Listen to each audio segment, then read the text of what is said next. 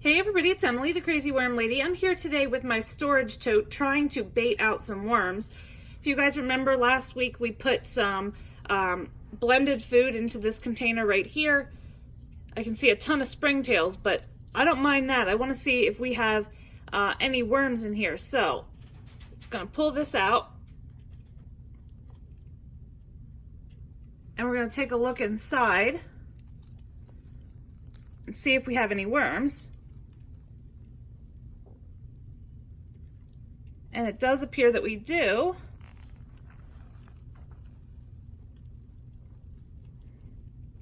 So I'm going to get a small tote to transfer these guys into temporarily.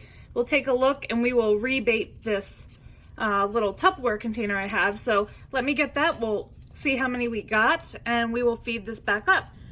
Okay guys, so I have an old 10-gallon tote. Still has residue from previous use, but certainly nothing harmful to the worms. So I want to dump this out and see what we got.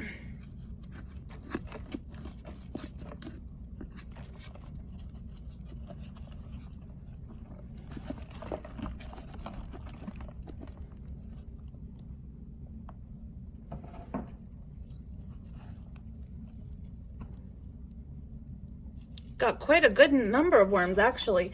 I'm quite impressed for how many were actually in this storage tote, although I know there's a lot more.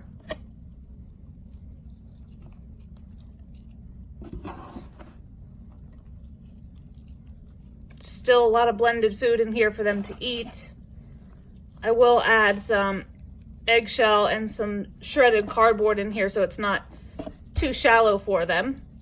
But this is going to be a tote that we will add to the outdoor bin as it warms up.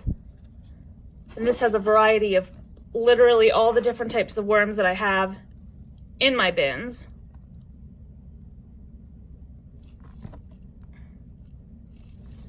So let me get a little bit of shredded cardboard and newspaper. We'll add that in here and we will feed up the bait cup one more time and see what we can get. Okay, so these guys have some food left. Saw a few hunks still of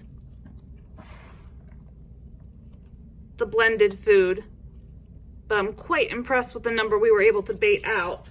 So the first thing I'm going to do is I'm going to add a little dry mix in here.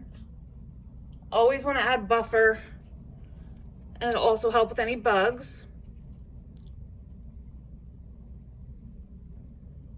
I am going to add just a small amount of food, but just a very small amount. It'll help keep the moisture good in here. All right, that's it. That's all I'm gonna add right there. A little bit of blended food. I'm gonna cover it with some of these castings. And I'm gonna put an egg crate in here. That will break down, the worms will eat it. And I'm just gonna top it with some dry bedding. This is just shredded newspaper primarily. A little bit of cardboard in here, but mostly newspaper. And then I'm just gonna moisten this tote down to keep these guys comfortable. But that's all I'm gonna add for today, except for a little bit of water once I turn the camera off. And I left this side completely open. We don't have that many worms in here. If they want to go over there, they certainly can, but I'm not going to worry too much about that. But now the big deal we have to do is we have to rebait our cup here. So I'm going to move this back over to the castings storage tote. We'll get this set back up and we'll go for another week and see how it goes. Okay guys, so I got everything ready that I think I'm going to need. So I have a little thing of coconut coir. Got my blended food. I buried back up our Tupperware tote. I've got some of my dry mix. I have some moist bedding that's been getting nice and moldy. And then I just have my shredded cardboard. So I'm gonna layer just a little bit of this coconut coir thin layer in the bottom. Not a lot. Gonna put in some dry mix. Never be too generous with that. Lots of grit, nutrients, some neem cake for bug control, And now I'm gonna add some of our blended food. Come on. Nice and wet, which is not a bad thing, but I'm plugged up here. Let me pull the lid off of this so this doesn't take forever.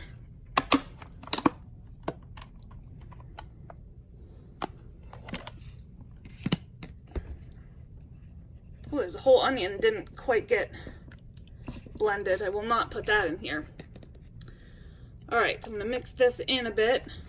Put a little bit more coconut coir on top of that. Not a lot, but a little bit.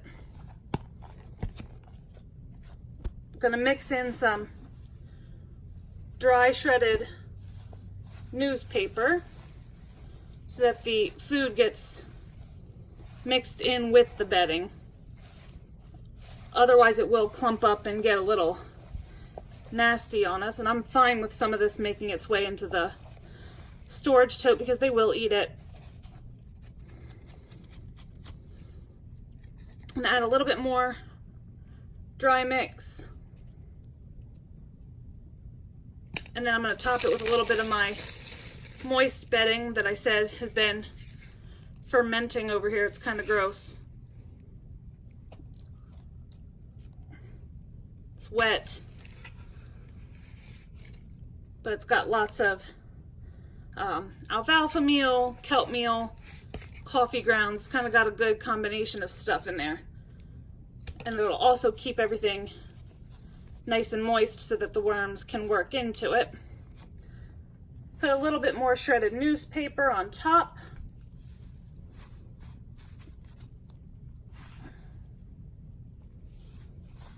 And let me get this finished up. All right, guys, we have another week set up here. I topped it off with a little coconut coir, but everything is mixed in really well in there. I think it'll do great. And similar to what I did last week, I actually have just the remnants of some tea that I made. I'm gonna moisten this down with that. Not a lot, but that moisture will help make sure the worms work their way in. And I will check periodically this week and make sure it doesn't dry out, but being surrounded by all of these moist castings, I do have paper towels and stuff that I throw into this bin, but there's still a good number of worms and cocoons in here. You can see, of course, when I look for them, I can't find them, but they are all throughout here. Quite a few. I'm gonna find just a few, hopefully, to show you guys. There's one. This is such a large tote, and they do dig deep, but there's lots of babies all spread throughout here on newspaper pieces and just hanging around in all sorts of different areas. There's another one. So there's still plenty of worms to bait out of here. So just gonna keep this nice and level, and we will leave it for another week. So this isn't a super exciting little series I'm doing, but I did want to show you guys some different methods to try to bait worms out of finished castings, because sometimes that is a problem with systems like the Worm Factory 360, for example, or some people have trouble migrating their worms in a tote. So this is another option for you. So we'll give it another week and we will check back in on it. I don't know if I'm gonna continue to bring updates past that, but I just wanted to show you guys how well this can work for us. So I'm gonna moisten down that bedding in our little holding container that I've moved the worms from the first batch into, and we will leave this for another week, and we'll come back and see how many worms we have, and maybe we will take them outside to the overwintering bin since it's starting to warm up, and see if we can get that population booming and get those leaves decomposing. So I hope you guys have a great day. Let me know what you think, and I'll talk to you real soon for another update.